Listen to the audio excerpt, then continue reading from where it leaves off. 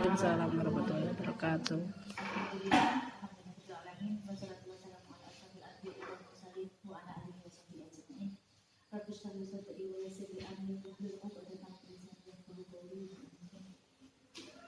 Alhamdulillah, bersyukur kehadirat Allah yang telah memberikan nikmat kepada kita semua sehingga kita bisa berkumpul di TK Pertiwi Gunung yang seperti ini keadaannya. Yang kedua, salawat serta salam kita haturkan kepada junjungan kita Nabi besar Muhammad sallallahu alaihi wasallam yang kita tunggu-tunggu syafaatnya di yaumul qiyamah. Saya mengucapkan terima kasih atas kehadiran rekan-rekan semuanya, Pak Narto dari jauh-jauh, matur suwun sangat Pak Aldi, matur suwun Bu Yuni, Bu Sriyati, sama Bu Retno, matur suwun sangat sampai menyempatkan waktu untuk mengikuti sosialisasi yang dijalankan oleh saya sendiri, tapi saya menjalankan tugas dari program guru penggerak akan mewujudkan Merdeka Belajar. Nah, Merdeka Belajar ini juga masuknya nanti ke filosofi Ki Hajar Dewantara. Baiklah, saya sudah menyediakan makalah di situ, nanti bisa dipelajari lagi. Tetapi saya juga akan menyampaikan sedikit-sedikit tambahan mengenai filosofi Ki Hajar Dewantara. Sebagaimana yang telah kita ketahui, Ki Hajar Dewantara dikenal sebagai pahlawan pendidikan yang setiap tanggal berapa Bu? Masih ingat nggak perayaan hari pendidikan? 2 Mei. Oke, masih ingat. Yang setiap tanggal 2 Mei kita peringati sebagai Hari Besar Pendidikan Nasional, tetapi kan selama ini kita hanya sebagai seremoni dan tidak pernah dikaji tentang filosofi pemikirannya sejauh ini Pak. Nah, terus slogan yang Ki Hajar Dewantara sampaikan itu apa? Masih ingat betul? Tutwuryo Handayani Engansa Mangun Karsa Tutwuri Handayani. Nah, terus Engan Sesem Tulodo maksudnya di depan memberi contoh. Kita sebagai pendidik, seorang guru yang baik, menguasai pengetahuan juga harus memiliki pribadi yang baik yang dapat dicontoh oleh siswanya. Selanjutnya, Eng Madya Mangun Karsa di tengah membangun karsa nggih Pak Narto nggih. Di tengah membangun karsa yang dalam artian dalam proses pembelajaran di sekolah, seorang guru harus bisa menciptakan prakarsa dan ide para siswanya pada saat proses pembelajaran tersebut. Terus yang selanjutnya Tutwuri Handayani. Tutwuri Handayani berarti yang di belakang memberi dorongan nggih. Dalam artian dalam proses pembelajaran, seorang guru harus memberikan dorongan kepada siswanya untuk terus maju dan berkelanjutan mencapai apa yang diinginkan oleh anak. Adapun proses pembelajaran yang mencerminkan pemikiran Ki Hajar Dewantara yaitu proses pembelajaran yang merdeka. Maksudnya, belajar yang memberikan kebebasan kepada siswa untuk belajar senyaman mungkin dalam suasana bahagia tanpa adanya rasa tertekan dan tetap dalam tuntunan dan arahan dari guru sebagai pendidik agar proses pembelajaran yang mencerminkan pemikiran Ki Hajar Dewantara tersebut dapat terwujud. Selanjutnya, pemikiran Ki Hajar Dewantara tetap diberi tuntunan dan arahan agar anak tidak kehilangan arah dan dirinya serta agar anak dapat menemukan kemerdekaannya dalam belajar. Lebih lanjut, Ki Hajar Dewantara juga mengungkapkan keluarga menjadi tempat utama dalam melatih pendidikan sosial dan karakter seorang anak. Disinilah peran orang tua sebagai guru, sebagai penuntun, sebagai pemberi teladan tumbuh kembangnya karakter anak. Jadi memang orang tua itu merupakan dasar. Setelah itu baru kita sebagai pendidik di sekolahan. Makanya kita seharusnya menjalin kolaborasi dengan orang tua murid supaya anak terbentuk seperti apa tuh, supaya kita bisa sejalan dengan orang tua murid. Salah satu pemikiran Ki Hajar Dewantara di bidang pendidikan adalah bahwa tujuan pendidikan yaitu menuntun segala kodrat yang ada pada anak agar mereka dapat mencapai keselamatan dan kebahagiaan yang setinggi-tingginya baik sebagai manusia maupun sebagai anggota masyarakat. Oleh sebab itu, pendidik itu hanya dapat menuntut tumbuh atau hidupnya kekuatan kodrat yang ada pada anak agar dapat diperbaiki lakunya dan tumbuh kekuatan kodrat anak. KHD menjelaskan, KHD Ki Hajar Dewantara KHD menjelaskan dasar pendidikan anak berhubungan dengan kodrat alam dan kodrat zaman. Kodrat alam berkaitan dengan sifat, minat, dan bakat yang dimiliki anak sejak lahir. Namanya alami itu berarti memang sudah bawaannya, wataknya. Kalau watak biasanya susah diubah karena sudah wataknya seperti itu. Yang bisa diubah itu biasanya sifat gitu. Kalau sifat kan merupakan bisa diubah melalui kebiasaan yang diterapkan. Sementara yang kedua yaitu selain kodrat alam juga ada kodrat zaman. Kodrat zaman berkaitan dengan zaman atau era anak saat tumbuh di lingkungannya. Kodrat zaman berarti kalau anak sekarang zaman milenial seperti ini Kalau anak tidak kita dukung, tidak kita fasilitasi, akan menjadi anak yang kuper, kurang pergaulan. Jadinya nanti anak akan tertinggal dengan kemajuan zaman. Jadi memang kita harus mendidik anak itu mengikuti zamannya gitu. Jadi karena anak hidup di zaman sekarang tidak bisa kita samakan dengan pada waktu kita kecil. Adapun yang tadi telah saya sampaikan yaitu pendidikan yang berpihak pada anak. Pendidikan yang berpihak pada anak artinya anak diberi kebebasan tadi gitu. Bebas dari segala ikatan dengan suci hati mendekati sang anak bukan untuk meminta suatu hak, melainkan untuk menghamba pada sang anak. Sebenarnya kata menghamba pada sang anak itu sepertinya kok kayak kita tuh jadi hambanya anak gitu.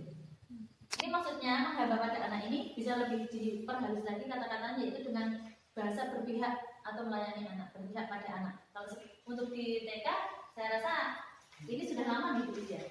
Yang berpihak pada anak itu diharapkan nanti anak akan terbentuk pelajar-pelajar yang berprofil Pancasila. Adapun pelajar Pancasila itu artinya yaitu perwujudan pelajar Indonesia sebagai pelajar sepanjang hayat yang memiliki kompetensi global dan berperilaku sesuai dengan nilai-nilai Pancasila. Nilai yang dimiliki profil pelajar Pancasila yaitu ada 6. Yang pertama, beriman dan bertakwa kepada Tuhan Yang Maha Esa dan berakhlak mulia. Yang kedua, mandiri. Yang ketiga, bernalar kritis. Yang keempat, berkebinekaan global. Yang kelima, bergotong royong. Yang keenam, kreatif. Selanjutnya, saya juga akan menyampaikan, meskipun ini tidak wajib, tapi saya juga akan menyampaikan peran dan nilai guru penggerak. Peran guru penggerak. 1, sebagai pemimpin pembelajaran. Sebenarnya nggak hanya guru penggerak saja kalau yang peran pertama ini, sebagai pemimpin pembelajaran itu juga merupakan peran guru pada umumnya. Yang kedua, menggerakkan komunitas praktisi. Peran guru penggerak yang ketiga menjadi coach bagi guru lain. Peran guru penggerak yang keempat mendorong kolaborasi antar guru. Dan yang kelima, mewujudkan kepemimpinan murid.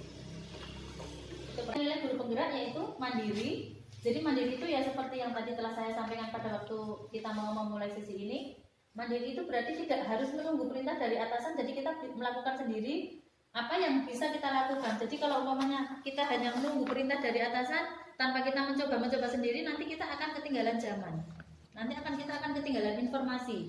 Maka dari itu lebih baik kita kalau umpamanya bisa kita lakukan sendiri, kita coba lakukan sendiri terlebih dahulu. Tetapi dengan catatan supaya kita kan juga menjaga, karena kita memiliki atasan, kita juga harus menjaga. Jadi memang jangan sampai atasan kita itu merasa kelangkahan. Jadi nilai guru penggerak yang kedua yaitu reflektif. Reflektif itu berarti mengevaluasi. Nilai guru penggerak yang ketiga yaitu kolaboratif. Yang keempat inovatif. Yang kelima berpihak pada murid. Guru penggerak diharapkan mampu untuk membuat visi yang menggambarkan tentang usaha pencapaian tujuan pendidikan yaitu profil pelajar Pancasila. Adapun visi yang waktu itu saya angkat, visi saya pribadi, yaitu terbentuknya insan mulia Sendika yang bahagia dan semangat. Karena menurut saya, bagi anak, kalau sudah melakukan suatu kegiatan dengan bahagia dan penuh semangat, hasilnya pasti akan optimal. Setidaknya anak sendiri merasa bahagia dan senang, hasilnya juga pasti akan lebih baik daripada kalau umpamanya anak-anak ngelokro, gak ada semangat. Pasti kalau apalagi ditambah dipaksa, hasilnya pasti kan tidak sesuai dengan apa yang kita harapkan, juga tidak sesuai dengan apa yang anak-anak inginkan. Nah, ini juga berkaitan dengan inquiry apresiatif. Inquiry apresiatif itu yaitu menonjolkan kekuatan positifnya, lebih menonjolkan kekuatan positifnya. Dan inquiry apresiatif ini ada 5 tahapan. Tahapannya biasa disingkat dengan bagja. Langkah-langkahnya, bagjanya, B-nya buat pertanyaan utama. Yang keduanya ambil pelajaran, yang ketiga gali mimpi, yang keempat jabarkan rencana, dan yang kelima atur eksekusi. Budaya positif. Untuk membangun budaya yang positif, sekolah perlu menyediakan lingkungan yang positif, aman dan nyaman agar murid-murid mampu berpikir, bertindak, dan mencipta dengan merdeka, mandiri, dan bertanggung jawab. Salah satu strategi yang perlu ditinjau ulang adalah bentuk disiplin yang dijalankan selama ini di sekolah-sekolah kita. Budaya positif itu merupakan kebiasaan baik ya. Jadi memang harus kita jalankan selama ini yang budaya baiknya. Untuk itu diperlukan tumbuhnya budaya positif di sekolah. Di samping menumbuh kembangkan budaya positif yang selama ini telah ada seperti salam senyum, salam sapa, Hal itu perlu dipandang untuk rutinitas budaya positif yang lain, yaitu kesepakatan kelas, yaitu sebuah kesepakatan bersama antara guru dan murid yang berisi beberapa aturan untuk membantu guru dan murid bekerja bersama membentuk kegiatan belajar mengajar yang efektif. Kesepakatan kelas. Yang selanjutnya, makna disiplin. Kalau dengar kata disiplin, yang kita bayangkan itu adalah tata tertib gitu. Tata tertib, aturan kudu dipatuhi gitu loh. Yang namanya disiplin itu pasti anak-anak harus patuh pada tata tertib, pada aturan yang ada di sekolahan ataupun dimanapun tempat berada, karena memang semua tempat itu memiliki aturan gitu. Jadi yang namanya disiplin seperti itu yang ada dalam benak kita. Kata disiplin juga sering dihubungkan dengan hukuman. Jika kita tidak mematuhi peraturan, kita akan mendapatkan sanksi ataupun hukuman. Padahal itu sungguh berbeda, karena belajar tentang disiplin positif tidak harus dengan memberi hukuman. Justru itu adalah salah satu alternatif terakhir dan kalau perlu tidak digunakan sama sekali. Dalam budaya kita, makna kata disiplin dimana menjadi sesuatu yang dilakukan seseorang pada orang lain untuk mendapatkan kepatuhan. Kita cenderung menghubungkan kata disiplin dengan ketidaknyamanan. Memang kalau kita sudah terpatanam dalam benak kita, kalau maunya tata tertib itu harus dilaksanakan. Kalau nggak dilaksanakan nanti akan mendapat hukuman. Sudah terlatih dalam diri kita seperti itu sejauh ini, dan disiplin adalah bagaimana suatu individu di dalam dirinya dapat melaksanakan keyakinan dirinya dalam tindakan positif untuk mencapai kemerdekaan atau kebaikan dalam dunia pendidikan. Disiplin diri dapat membuat seseorang menggali potensinya menuju kepada sebuah tujuan, sesuatu yang dihargai dan bermakna. Dengan kata lain, disiplin diri juga mempelajari bagaimana cara kita mengontrol diri dan bagaimana menguasai diri untuk memilih tindakan yang mengacu pada nilai-nilai yang kita hargai. Seseorang yang memiliki disiplin diri berarti mereka bisa bertanggung jawab terhadap apa yang dilakukannya karena mereka mendasarkan tindakan mereka pada nilai-nilai kebajikan universal. Nah, sekarang juga kita mempelajari tentang keyakinan kelas. Mengapa keyakinan kelas? Kenapa bukan peraturan kelas saja? Nah, kita menggunakan keyakinan kelas pada waktu saya mengikuti program guru muda ini, saya juga baru mengetahui kok keyakinan kelas, kenapa bukan peraturan kelas? Atau ada bedanya? Kesepakatan. Ada bedanya. Kalau keyakinan kelas itu dibuat menjadi kesepakatan antara murid dan guru. Jadi mana yang dituju murid, yang murid itu bisa melaksanakan secara sukarela dan semangat senang. Tapi kalau peraturan itu cenderung dibuat oleh pihak guru yang memaksa siswa untuk melaksanakan secara, mungkin ada unsur paksaan kalau peraturan. Ya. Jadi kalau kesepakatan keyakinan itu dibuat bersama-sama, apa yang mau akan dilaksanakan murid itu secara sukarela, secara senang untuk meningkatkan pembelajaran. Berarti antara peraturan dan keyakinan itu memang ada bedanya. Jadi memang lebih baiknya kita menggunakan keyakinan kelas ya Pak ya. Karena kan kalau segala sesuatu yang dilakukan secara sukarela itu akan menghasilkan yang menyenangkan bagi kita juga kan gitu. Iya. Atau mungkin yang seperti yang kita terapkan di sekolah, kita buat kesepakatan sebelum belajar itu, Bu. Itu kesepakatan kelas ya? Apa hampir sama seperti itu, Pak? Keyakinan sama kesepakatan hampir sama. Kita seringnya buatkan kesepakatan sama anak-anak jadi gitu. Kegiatan kita melakukan Buat kesepakatan ya. Selanjutnya yaitu mengenai pemenuhan kebutuhan dasar. Pada dasarnya manusia itu memiliki 5 kebutuhan dasar. Seluruh tindakan manusia memiliki tujuan tertentu. Semua yang kita lakukan adalah usaha terbaik kita untuk mendapatkan apa yang kita inginkan. Ketika kita mendapatkan apa yang kita inginkan, sebetulnya saat itu kita sedang memenuhi satu atau lebih dari satu kebutuhan dasar kita. Ketika seorang murid melakukan suatu perbuatan yang bertentangan dengan nilai-nilai kebajikan atau melanggar peraturan, hal itu sebenarnya dikarenakan mereka gagal memenuhi kebutuhan dasar mereka. Kebutuhan bertahan hidup, kebutuhan kesenangan, cinta dan kasih sayang, kebebasan, dan penguasaan. Itu merupakan kebutuhan dasar manusia. Kebutuhan hidup itu berarti kebutuhan bertahan hidup itu berarti itu kebutuhan primer itu nggih, yang sandang, pangan, papan itu ya. Kalau kebutuhan kesenangan itu berarti hanya untuk kesenangan belaka. Jadi umpamanya ada anak yang mengganggu mergone dewe ini senang karena dia senang melihat temannya nangis atau bagaimana, itu berarti untuk memenuhi kebutuhan kesenangannya saja, tidak mempedulikan kesusahan orang lain gitu loh ya. Terus kemudian kebutuhan cinta dan kasih sayang. Jadi mungkin ada anak yang di rumahnya orang tuanya sibuk, jadi mereka mencari perhatian di luar. Jadi memang ada anak yang seperti itu ya. Jadi anak kita cuma dia itu cuma membutuhkan kasih sayang seperti kemauan. Terus ya, yang selanjutnya yaitu kebebasan. Jadi anak tidak mau ditekan. Anak itu tidak mau ditekan. Pada dasarnya kita juga kan tidak mau ditekan gitu. Nggak mau dipaksakan kita gitu sebenarnya. Jadi maunya kita tuh bebas. Jadi bebas, nggak mau ditekan, nggak ada paksaan.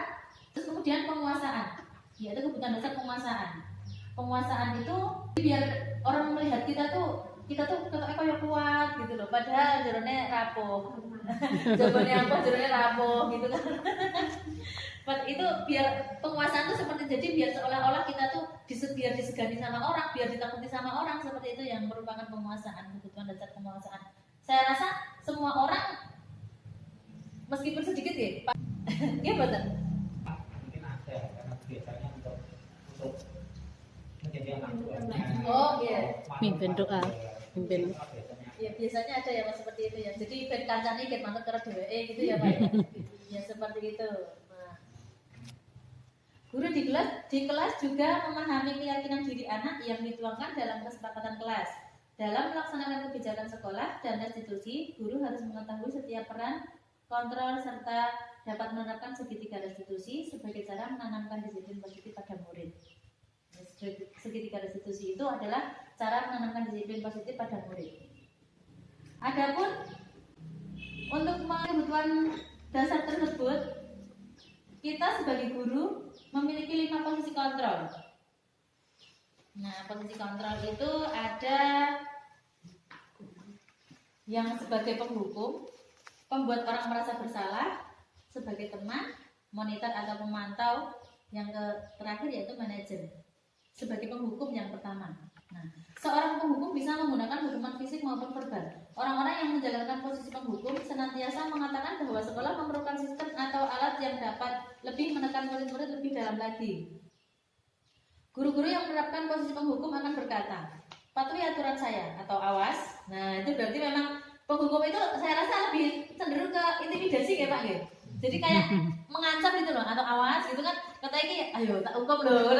Jadi kan itu penghukum itu jadi paling tidak disukai oleh anak. Sebenarnya memang kita harus menghilangkan posisi kontrol yang seperti ini untuk diterapkan ke anak-anak. Tetapi kalau untuk jenjang lebih atas, saya rasa perlu nggak Pak? Kalau untuk jenjang lebih atas, kalau untuk yang dasar yang SD sama TK kan sepertinya untuk posisi penghukum ini kan sepertinya diminimalisasikan atau belum? Kalau untuk yang jenjang selanjutnya yang lebih atas bagaimana menurut Pak? Kalau kaitannya dengan restitusi memang untuk sedikit mungkin ditiadakan dengan hukum. Iya. Jadi banyak ke restitusi. Oh iya, berarti jadi memang anak melakukan ketika melakukan kesalahan itu untuk memperbaiki itu secara kesadaran, bukan karena paksaan. Iya, jadi bukan karena takut dengan ancaman atau hukuman itu nggih Pak. Iya. Jadi memang harus disadarkan, anak itu yang melakukan kesalahan itu harus disadarkan. Untuk yang selanjutnya, posisi kontrol yang kedua yaitu pembuat orang merasa bersalah. Biasanya guru akan bersuara lebih lembut. Pembuat orang merasa bersalah akan menggunakan keheningan yang membuat orang lain merasa tidak nyaman, bersalah akan berdiri. Biasanya nek pamane ada anak yang melakukan kesalahan, dineng ketok awake dhewe nek ora isu, menang wae. Nanti kan dia akan, kalau anak-anak itu peka nggih, kalau anak-anak peka pasti akan merasa kok guru kok menang wae iki kok. Pasti kan dia akan introspeksi diri, mengoreksi dirinya sendiri. Apa aku melakukan kesalahan? Nah, itu merupakan langkah dari restitusi. Jadi anak-anak melakukan introspeksi diri, jadi berasal dari dalam. Terus dia akan mengadakan apa aku mau kok kira-kira salah. Jadi anak-anak memang intrinsik ya, faktor intrinsik itu dari dalam dirinya sendiri untuk mengetahui kesalahan apa yang telah dia buat, seperti itu. Jadi hanya kita dengan cara kita mendiamkan tak baik, kalau anak yang peka pasti dia akan merasakan kok guru beda, seperti itu pasti. Terus yang ketiga, posisi kontrol yang ketiga yaitu sebagai teman. Guru pada posisi teman tidak akan menyakiti murid, namun akan tetap berupaya mengontrol murid melalui persuasi. Posisi teman pada guru bisa negatif maupun positif. Positif di sini berupa hubungan baik yang terjalin antara guru dan murid. Guru di posisi teman menggunakan hubungan baik dan humor untuk mempengaruhi seseorang. Hal negatif dari posisi teman adalah bila suatu saat guru tersebut tidak membantu, maka murid akan kecewa dan berkata, Saya pikir bapak atau ibu teman saya seperti itu. Tapi kalau umpamanya segi positifnya, kita bisa lebih dekat dengan anak, jadi kita lebih mudah untuk mempengaruhi anak kalau umpamanya segi positifnya ya Pak nggih. Jadi kalau yang negatifnya, anak rumangsa cedhak karo gurune, dia merasa dekat dengan gurunya, jadi dia seolah-olah seperti menyepelekan gitu ya Pak nggih. Kalau kita berposisikan diri kita sebagai teman, jadi memang ada anak yang seperti itu. Nah, terus selanjutnya posisi kontrol yang keempat yaitu memonitor, berarti mengawasi. Pada saat kita mengawasi, kita bertanggung jawab atas perilaku orang yang kita awasi. Posisi pemantau berdasarkan pada peraturan-peraturan dan konsekuensi. Sebagai seseorang yang menjalankan posisi pemantau, pertanyaan yang diajukan seorang pemantau biasanya, peraturannya apa? Apa yang telah kamu lakukan? Sanksi atau konsekuensi apa yang akan kamu tanggung kalau kamu melakukan kesalahan? Biasanya kalau pemantau akan menanyakan hal seperti itu, karena hanya. Nah, yang terakhir yang saya posisi ini yang paling bagus karena posisi manajer, dimana posisi manajer ini dia terampil memposisikan diri sebagai teman dan juga memposisikan diri sebagai pemantau sekaligus. Nah, posisi manajer ini yang yang menurut saya paling cocok untuk diterapkan untuk anak TK gitu. Kalau menurut saya seperti itu. Dan saya rasa juga untuk anak jenjang selanjutnya juga posisi manajer ini yang juga patut untuk diterapkan sih ke anak-anak pada umumnya yang jenjangnya lebih tinggi juga, anak SMP, SMA. Di posisi manajer ini, murid diajak untuk menganalisis kebutuhan dirinya maupun kebutuhan orang lain. Di sini penekanan bukan pada kemampuan membuat konsekuensi, namun dapat berkolaborasi dengan murid bagaimana memperbaiki kesalahan yang ada. Jadi di posisi manajer ini kita menanamkan rasa empati pada anak juga. Jadi kalau umpamanya kamu berada di posisinya pasti kamu juga akan seperti apa yang akan kamu lakukan seperti itu. Restitusi adalah sebuah cara menanamkan disiplin positif pada murid.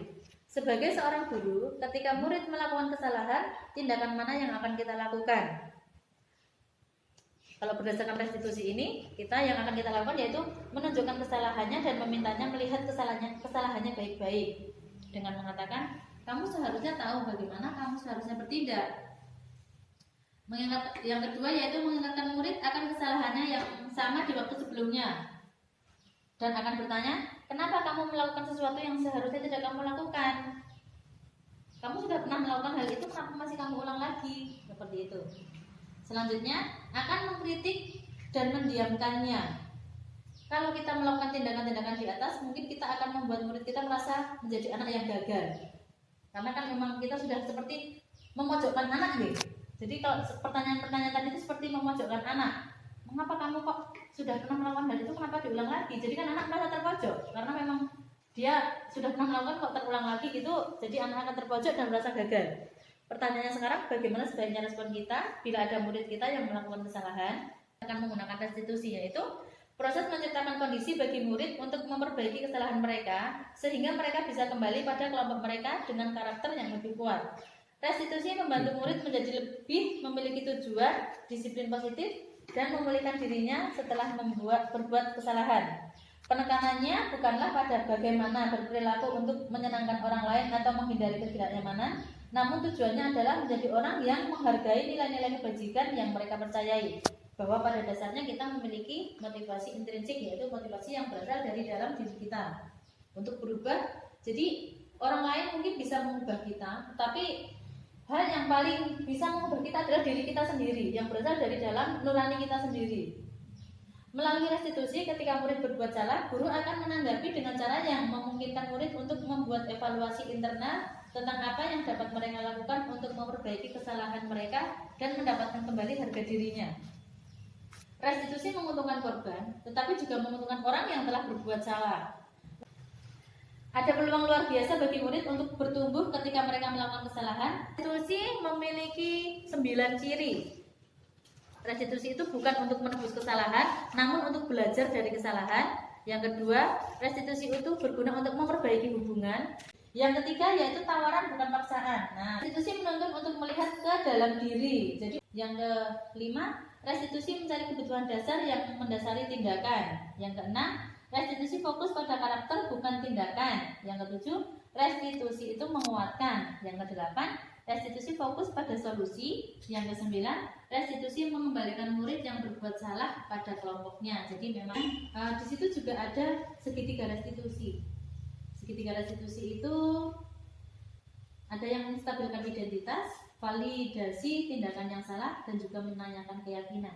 Menstabilkan identitas itu berupa contohnya, setiap orang pasti melakukan kesalahan.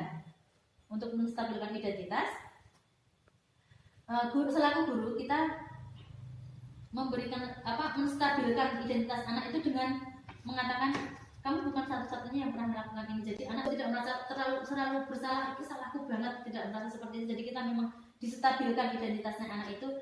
Untuk yang selanjutnya yaitu validasi tindakan yang salah. Tindakan yang salah itu sudah mengetahui tindakan salah, kemudian kita menanyakan kepada anak, kamu tentu punya alasan mengapa kamu melakukan hal itu. Nah, melakukan biar valid tindakannya itu, biar valid tindakannya yang salah itu.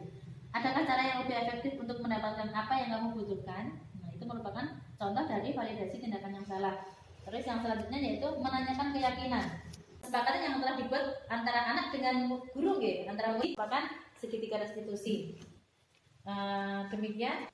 Maka ada yang ingin ditanyakan? Buatan beri ya sudah. Saya mengucapkan terima kasih atas perhatiannya. Karena saya juga masih dalam tahap belajar, saya menyadari banyak kurangnya. Saya minta maaf. Terima kasih atas perhatiannya. Wassalamualaikum warahmatullahi wabarakatuh. Waalaikumsalam warahmatullahi wabarakatuh.